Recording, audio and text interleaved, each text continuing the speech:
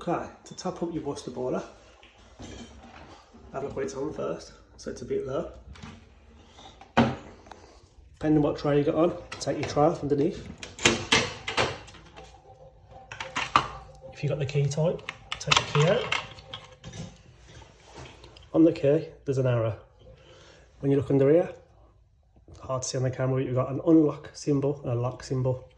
So the arrow goes in the unlock and turns to lock, and you can't pull it out.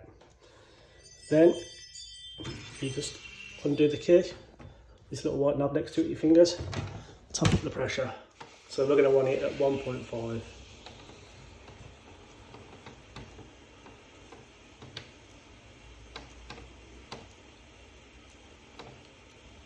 Once it's at 1.5, you just turn it off underneath. Give yourself a towel.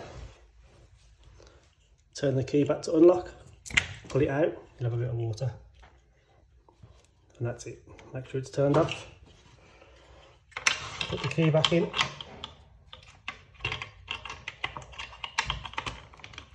And then put your tray back on. And that's it.